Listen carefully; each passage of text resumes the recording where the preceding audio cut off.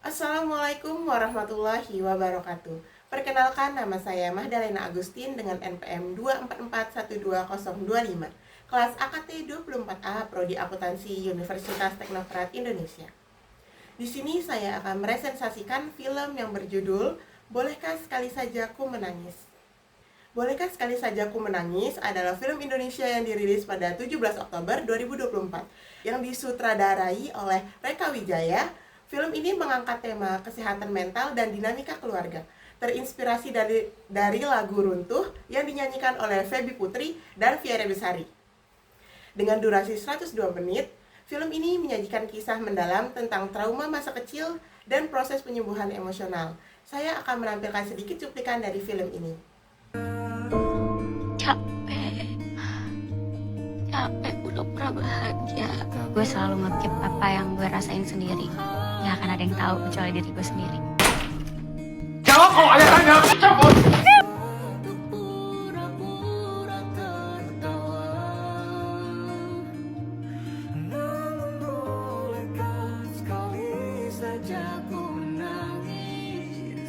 Cerita dimulai dengan Tari, seorang gadis muda yang diperankan oleh Prilly Latuconsina.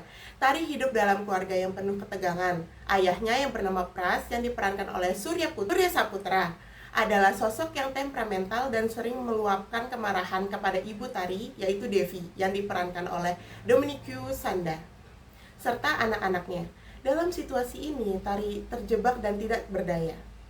Setelah kakak-kakaknya pergi dari rumah karena tidak tahan dengan kondisi tersebut, Tari merasa semakin tertekan dan bertanggung jawab untuk melindungi ibunya dari kekerasan sang ayah.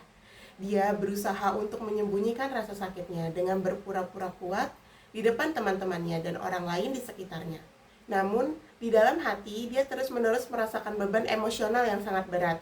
Suatu malam, setelah mengalami momen puncak di mana ayahnya kembali meluapkan kemarahan, Tari akhirnya merasa tidak mampu lagi menahan semua beban tersebut. Dia merasa terjebak dalam kesedihan dan kebingungan, sehingga dia memutuskan untuk mencari bantuan. Disinilah Tari bergabung dengan sebuah kelompok dukungan bernama Support Group, di mana orang-orang dengan masalah emosional serupa berkumpul untuk saling berbagi pengalaman dan memberikan dukungan. Di dalam kelompok tersebut, Tari bertemu dengan Baskara, seorang pria yang diperankan oleh Dikta Wicaksono. Baskara juga memiliki masalah emosional akibat tekanan dari keluarganya untuk selalu berprestasi. Dia adalah sosok yang tampak kuat di luar tetapi sebenarnya menyimpan banyak luka batin. Melalui interaksi mereka di grup ini, Tari dan Baskara mulai saling mendukung satu sama lain untuk menghadapi trauma masing-masing. Seiring berjalannya waktu, hubungan mereka berkembang menjadi lebih dalam. Baskara membantu Tari untuk membuka diri dan mengungkapkan perasaannya. Sementara Tari memberikan dukungan emosional kepada Baskara untuk menghadapi ekspektasi tinggi dari keluarganya. Mereka belajar bahwa berbagi beban emosional dapat membantu proses penyembuhan. Namun, perjalanan mereka tidak selalu mulus. Ketika mereka mulai merasakan kedekatan satu sama lain, berbagai konflik muncul baik dari dalam diri mereka sendiri maupun dari lingkungan sekitar. Misalnya, ada momen ketika Baskara merasa cemas bahwa dia tidak bisa memenuhi ekspektasi keluarganya ketika dia terlalu fokus pada hubungan mereka.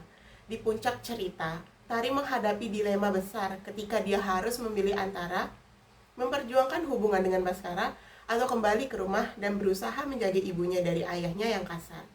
Dalam momen-momen sulit ini, film ini menunjukkan betapa pentingnya dukungan sosial dan keberanian untuk berbicara tentang perasaan kita. Film ini mengangkat tema kesehatan mental yang sangat relevan di masyarakat saat ini. Melalui perjalanan Tari dan Baskara, penonton diajak untuk memahami bahwa menangis dan mengungkapkan emosi bukanlah tanda kelemahan. Sebaliknya, hal itu adalah bagian penting dari proses penyembuhan.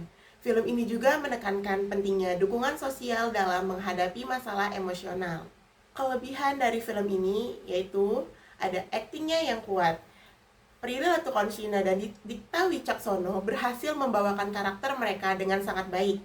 Penonton dapat merasakan emosi yang mendalam melalui ekspresi wajah dan dialog mereka. Yang kedua, kelebihannya yaitu visualisasi menarik. Sinematografi film ini menggunakan warna-warna hangat dan pencahayaan yang mendukung suasana cerita, menciptakan atmosfer yang tepat untuk menggambarkan perjalanan emosional para karakter. Kelebihannya yang ketiga yaitu cerita yang relatable. Isu-isu yang diangkat dalam film ini sangat relatable bagi banyak orang, terutama bagi mereka yang pernah mengalami tekanan emosional atau masalah dalam keluarga. Di film, setiap ada kelebihan pasti mempunyai kekurangan. Kekurangan yang pertama yaitu pengembangan karakter pendukung. Beberapa karakter pendukung kurang digali secara mendalam, sehingga cerita terasa terlalu terfokus pada Tari dan Baskara. Yang kedua itu alur cerita yang klise. Beberapa konflik dalam film terasa dapat diprediksi sehingga kurang memberikan kejutan bagi penonton. Jadi kesimpulan dari film ini yaitu secara keseluruhan, film Bolehkah Sekali Saja Ku Menangis layak ditonton bagi siapa saja yang peduli dengan isu kesehatan mental dan dinamika keluarga. Dengan akting kuat dari para pemainnya dan cerita yang menyentuh hati, film ini memberikan pengalaman menonton yang menggugah pemikiran sekaligus memberikan harapan bagi mereka yang berjuang dengan tekanan emosional. Film ini mengajak kita untuk lebih terbuka dalam membicarakan perasaan kita dan mendukung satu sama lain dalam perjalanan menuju penyembuhan. Jika kalian mencari film Indonesia dengan cerita mendalam tentang perjuangan emosional dan hubungan manusia, Bolehkah Sekali Saja Ku Menangis adalah pilihan tepat. Saksikan cerita penuh makna ini di bioskop. Sekian penjelasan resensi dari saya. Jika ada salah mohon maaf. Saya akhiri. Wassalamualaikum warahmatullahi wabarakatuh.